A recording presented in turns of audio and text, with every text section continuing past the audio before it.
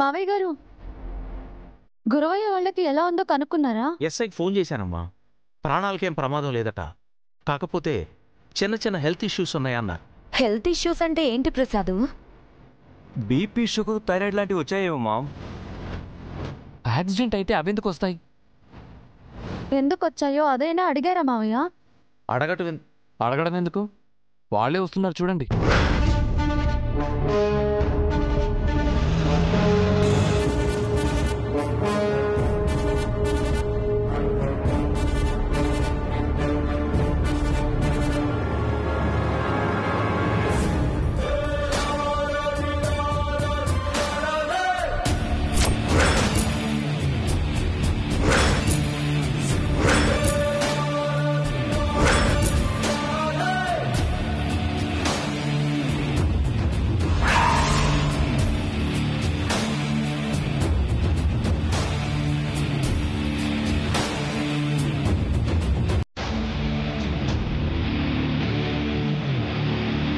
బాబు, కాస్త ఆ wheel chair తీసుకొస్తావా?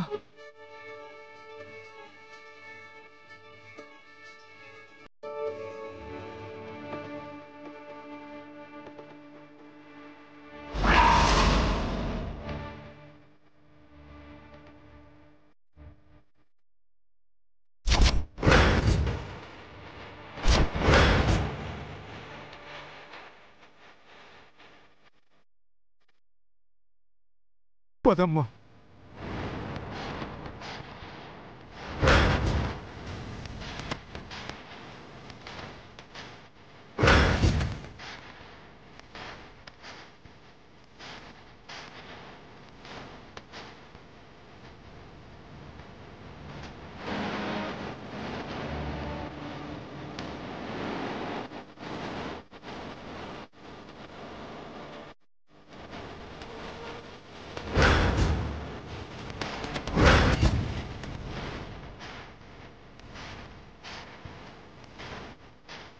చూడండి సార్, పగతో మీ ఆవిడ చేసిన పనికి మా కుటుంబ పరిస్థితి ఎలా అయిపోయిందో కుక్కలు చెప్పిన ఇస్తర్లా అయిపోయింది. నా 2 కాళ్ళు పోయాయి. నేను ఇంకా ఎప్పటికీ నడవలేనని చెప్పారు.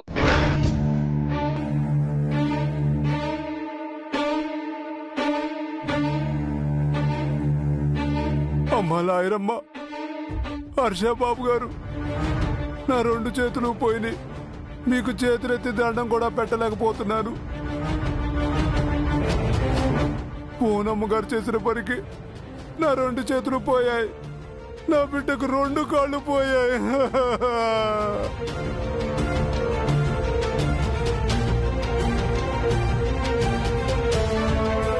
నిజంగానే పోయాయా లేక ఇది కూడా నాటకమా?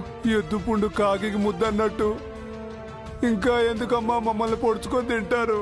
అసలే బాధల్లో ఉన్నాం. ఈ కేసులకి కోర్టులకి మేము తిరగలేము సార్. ధర్మ ప్రభువులు, మీరు దయ తెలిస్తే మా బతికేదో మేము బతుకుతాం సార్.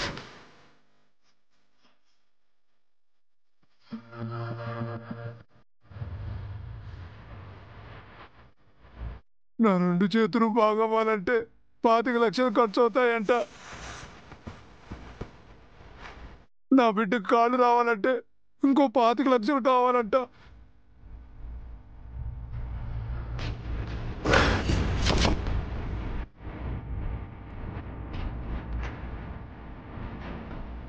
భయంతో నా పెళ్ళం ఇంటి దగ్గరే ఉంది బాబు. దానికి వచ్చిన జబ్బు ఏంటో తెలీదు. ఆ జబ్బు నయం అవ్వాలంటే దానికి ఇంకో 25 లక్షలు కావాలంట.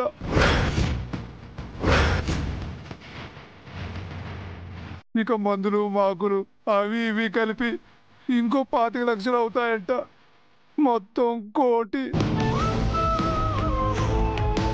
మేం బతకడానికి 1 కోటి, మొత్తం 2 కోట్లు ఇచ్చేస్తే కోర్టు బయట సెటిల్ చేసుకుందాం సార్.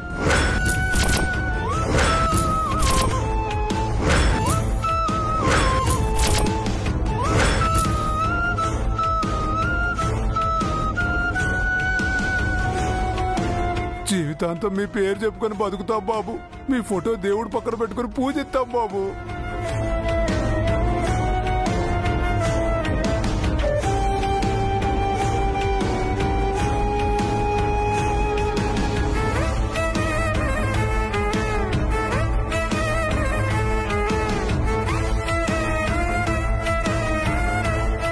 ఇచ్చేద్దాం ప్రసాద్. 2 కోట్లే కదా, కోర్టులోకి వెళ్ళే పని ఉండదు. అత్తయ్య, ఎందుకు ఇవ్వాలి 2 కోట్లు?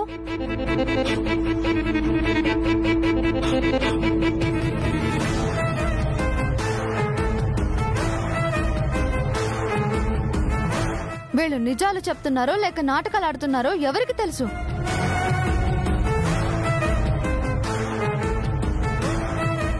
అవును, మనం 2 కోట్లు ఇవ్వడానికి ఒప్పుకుంటే ఇదివరకులాగా ఇది కూడా వీడియో తీసి ఇంకో 2 కోట్లు డిమాండ్ చేస్తే?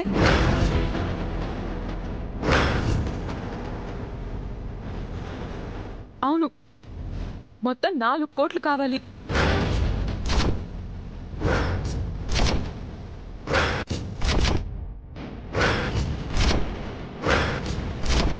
లేదా నన్ను మీ ఇంటి కోడలు చేసుకోవాలి.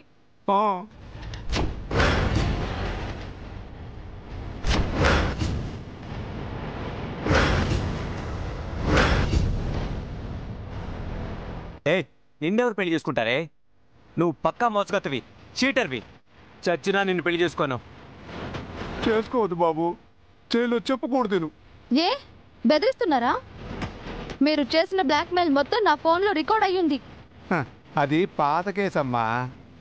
మీ అత్తయ్య గారు చేసిన యాక్సిడెంట్ ఉందే, అది కొత్త కేసు, చాలా బలమైన కేసు.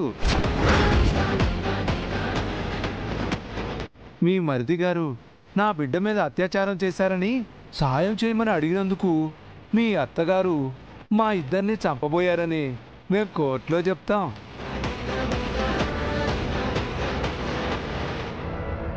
మా ఒంటి మీద ఉన్న గాయాల కన్నా జడ్జి గారికి ఇంకేం సాక్ష్యాలు కావాలి?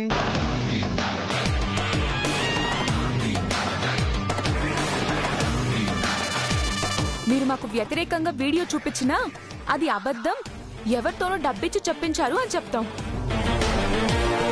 అప్పుడు అత్యాచారం చేసిన మీ మరిదికి, హత్యాయత్నం చేసిన మీ అత్తగారికి యావజ్జీవ శిక్ష పడుతుంది.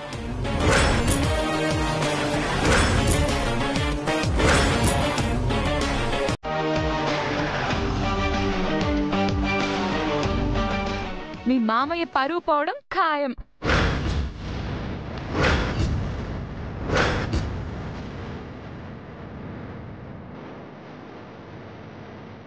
అలాంటిదేది జరగకుండా ఉండాలంటే 4 కోట్లు డబ్బులైనా ఇవ్వాలి, లేదా నన్ను మీ ఇంటి కోడలైనా చేసుకోవాలి.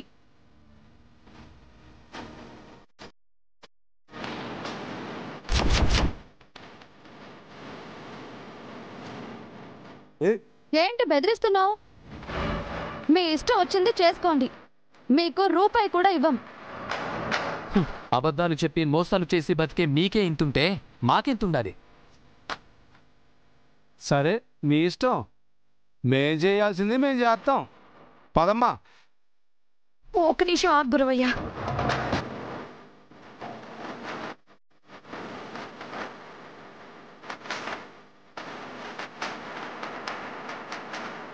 మాకు కాస్త టైం ఇవ్వు, ఆలోచించుకొని చెప్తాం. అవసరం లేదత్తయ్యా. వీళ్ళ తాటాకు చప్పుళ్లకు మనం బెదరాల్సిన పనే లేదు. మా తాటాకు చప్పుళ్ళు, తుఫాను చప్పుళ్ళు కోర్టులోకి వెళ్ళాక మీకే తెలుస్తుంది. కోర్టులో మేం కూడా తేల్చుకుంటాం. మీ బెదిరింపులకు ఎవ్వరం భయపడం. హర్ష బాబు, నువ్వు కాస్త ఆగు. ఇప్పుడు మనం ఆవేశపడకూడదు. ప్రసాద్, ప్లీజ్ నా మాట విను. వాళ్లకు ఆ 4 కోట్లు ఇచ్చేద్దాం. అవును డాడీ, మొండిగా వెళ్తే మామ్ నేను ఇరుక్కుపోతాం. మేము లైఫ్ లాంగ్ జైల్లో ఉండాల్సి వస్తుంది. మీ పరువు పోతుంది.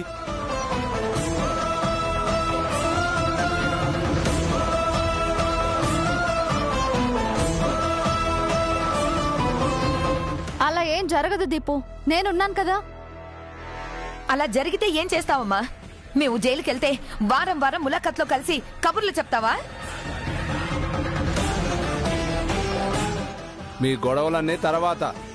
తొందరగా మీ నిర్ణయం ఏంటో చెప్పండి, కోర్టుకు టైం అవుతుంది.